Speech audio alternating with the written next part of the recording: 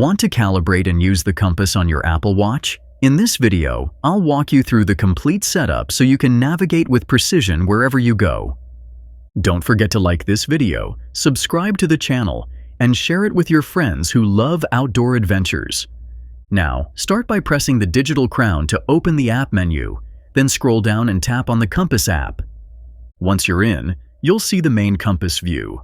Rotate the digital crown to zoom in or out. Fully zooming in even changes the layout for more precise navigation.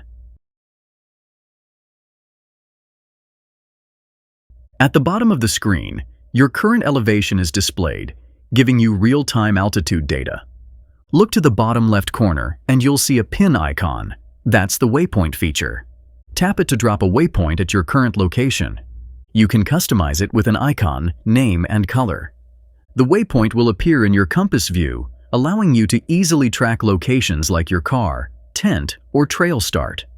In the bottom right corner is the backtrack icon, shaped like footsteps. Tap it, hit Record Path, and the icon turns red, indicating your route is being tracked. When you're done, tap again and select Retrace Steps to follow your original path back. Finally, the top left corner holds the information panel. Tap it to see your direction, elevation, coordinates, and a list of saved waypoints. You can edit waypoints, set one as a target, or use the bearing feature to follow a set direction.